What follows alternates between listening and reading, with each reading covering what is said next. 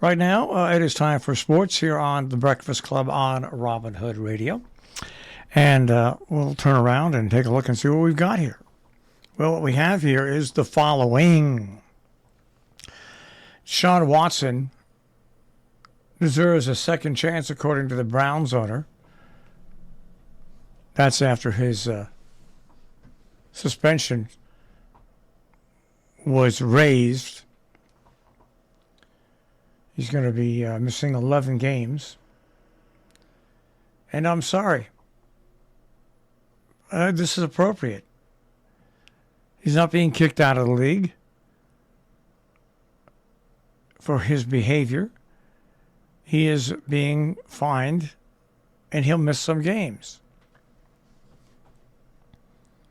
I mean, what do you can't let his public behavior go on if you're a company, a visible company. You have to show some concerns. And if you or I had as many charges against us as Deshaun, or allegations,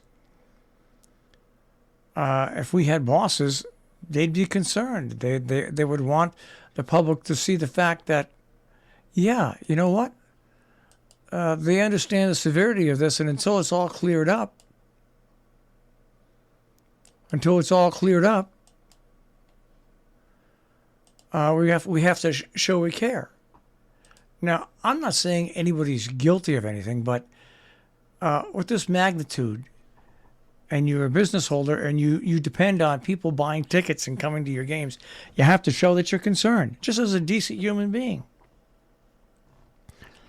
And with the NFL union going along with this, I think that was a smart move. So the team owners should just be quiet. All right. With that being said, good reports out of Utah. The little leaguer who suffered a serious head injury after being injured is now walking. And the quote from the doctors, "We are astonished and amazed by his strength." That's good news. Interesting story on the business side of college football. The College Football Playoff Board of Managers is discussing of splitting from the NCAA. It consists of 11 college presidents and chancellors.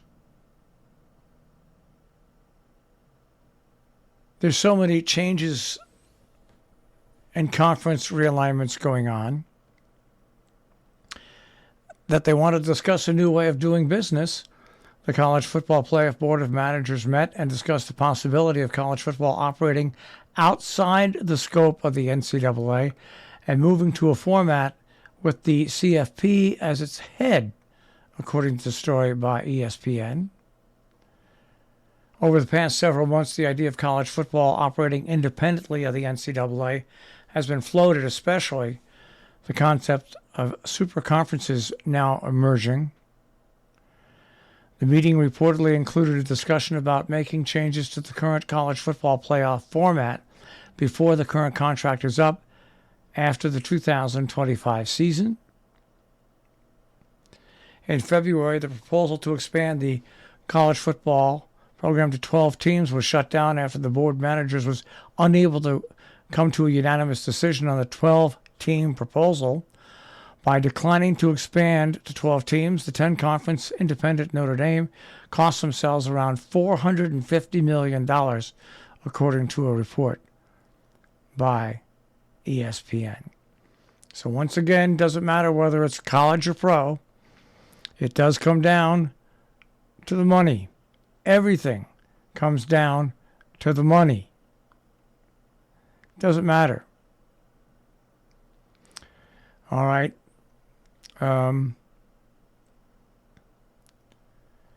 We'll go on to other sports. We already talked about LeBron James. He got a 2-year extension to become the highest paid player in NFL history. Not too bad. Not too bad at all.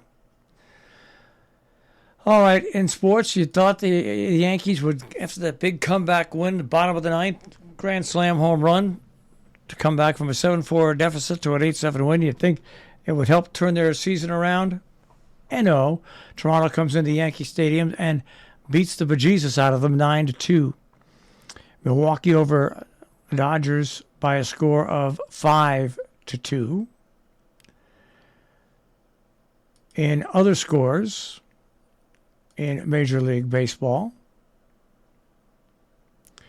the Brewers over the Dodgers 5-3. The Astros over the White Sox 21-5. The Braves over the Mets 3-2. I mean, that race has tightened up considerably. Cardinals 13. The Rockies nothing. The Rangers 10. Athletics 3. Cubs over the Orioles 3-2. Diamondbacks over the Giants 5-0. Pirates over the Red Sox 8-2. The Rays over the Royals 7-1. As we said, the Mets are in a tighter race now, and the Nationals beat the Padres by a score of 3-1. So that, my friends, is a check on sports this morning here on the Breakfast Club on Robin Hood Radio.